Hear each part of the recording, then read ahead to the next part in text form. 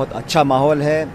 2-2.5 महीने पहले वहाँ की जनता ने कांग्रेस पार्टी को अपना आशीर्वाद दिया और मध्य प्रदेश, छत्तीसगढ़ और राजस्थान के अंदर जहाँ तीनों जगह भाजपा की सरकार थी, आज कांग्रेस का शासन है।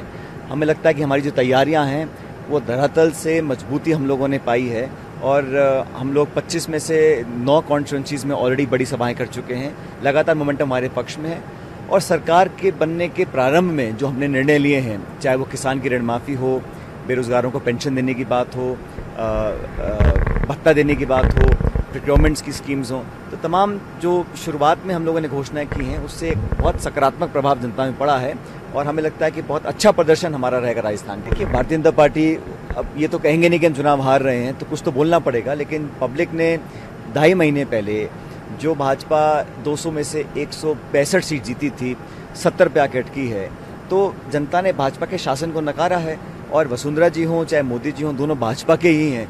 इसलिए कहना बहुत बड़ी अतिशयोक्ति है भाजपा के लिए।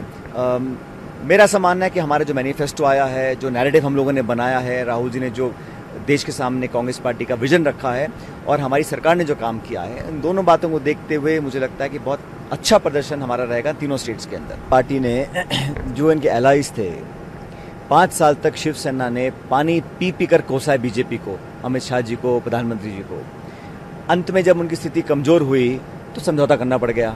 बिहार में जहां जेडीयू के 2 सांसद थे, वहां नीतीश जी के दबाव में अल्टीमेटली 17 सीटें उनको देनी पड़ी, अपने 5 सिटिंग एमपीज़ का टिकट काटना पड़ा।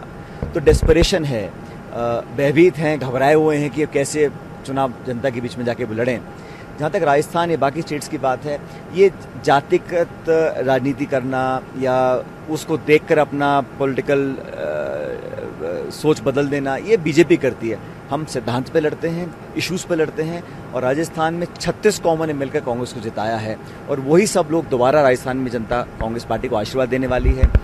अब उनके पास अपने कैंडिडेट्स नहीं हैं, अपने सिटिंग एमपीज़ का वो टिकट काट रहे हैं, यूपी में किया है, बाकी स्टेट्स में किया है। तो जिस व्यक्ति को भाजपा के सिंबल पे 5 साल पहले पब्लिक ने जिता के भेजा था, क्यों उनका टिकट काटा जा रहा है? क्योंकि एंटी इनकम्बेंसी है सरकार के खिलाफ में, लोगों के खिलाफ में, और जिन मुद्दों को लेकर जनता भाजपा की राय सुनना चाहती है उस पर कोई चर्चा नहीं करने को तैयार नहीं है। चाहे वो बेरोजगारी हो, महंगाई हो, आर्थिक वृद्धि हो, किसानों के पे भारी संकट है, इन सब इशू से ध्यान डाइवर्ट कर अलग अलग तरह की बातें बीजेपी कर रही है। लेकिन मेरा मानना है कि जिन स्टेट्स में बीजेपी ने पिछले बार जुमले देकर अच्छा परफॉर्म किया था, वहाँ स्कोप नहीं है, वहाँ भारी नुकसान भाजपा को होगा इन सभी स्टेट्स के अंदर। बीजेपी के पास अपने कैंडिडेट नहीं हैं, वो बाहर से लोगों को लाके चुनाव लड़वा रहे हैं, अलायंसेस कर रहे हैं, सीटें छोड़ रहे हैं, मतलब वो कमज़ोर हैं। अगर आप पूर्ण बहुमत की सरकार आपकी थी, आप कल्पना कीजिए 5 साल पहले भाजपा 25 की 25 सीट जीती थी, आज उसको सिटिंग एमपीज़ के टिकट काटने पड़ रहे हैं, मंत्री के टिकट काट रहे हैं और लोगों को बाहर से लाके चुनाव लड़वाने की बात कर रहे हैं, तो कमज़ोर कौन है? अब ये कहना कि हमने अलायंस कर लिया, नहीं कर लिया, कांग्रेस पार्टी या कोई और अलायंस करता है तो उसको महामिलावट बोलते हैं, आप अलायंस करते हैं तो आप अपने आप को बहुत बड़े चाणक्य समझते हैं। तो ये जो विरोधाभास है भाजपा की कथनी और करनी में, इसका जवाब तो वही दे सकते हैं। पहली बात तो ये है कि इस देश को या प्रदेश को बांट देना जातियों में या धर्म में, ये गलत है। चाहे कोई भी कहे, चाहे बीजेपी कहे, चाहे बसपा बोले, लेकिन हिंदू मुसलमान इन बातों को कर आप भविष्य के लिए क्या उदाहरण पेश करना चाहते हैं? आप बोलिए रोजगार लाएंगे, निवेश होगा, महंगाई को ख़त्म करेंगे, एक स्वच्छ राजनीति का परिचय देंगे, मैं समझ सकता हूँ, लेकिन धर्म और जाति और बिरादरी की बात करके कहीं ना कहीं जो पॉलिटिकल डिस्कोर्स है उसको हम लगातार नीचे लेते जा रहे हैं। जहाँ तक उत्तर प्रदेश की बात है, देखिए जो गठबंधन बना है सपा बसपा का, उसका सब लोग सम्मान करते हैं, हर पार्टी को ये छूट है कि वो अपना गठबंधन तय करे। लेकिन कांग्रेस पार्टी उत्तर प्रदेश में चुनाव लड़ रही है, जीतने के लिए लड़ रही है। आप इसमें कोई किसी को कोई संकोच कहने में या सुनने में नहीं होना चाहिए।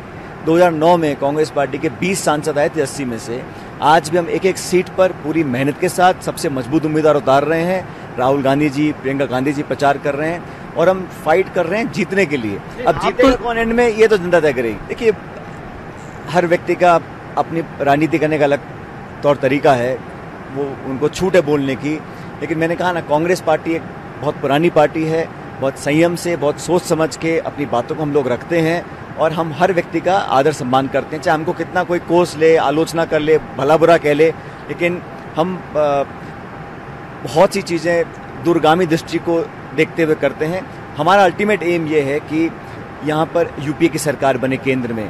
भाजपा और एनडीए का जो शासन है उसे जनता त्रस्त है। एक प्रोपेगेंडा किया जा रहा है अखबार, मीडिया, टेलीविज़न, इसके माध्यम से, लेकिन धरातल पर मामला ये है कि लोग आज दुखी हैं, पीड़ित हैं, परेशान हैं, कुंठित हैं।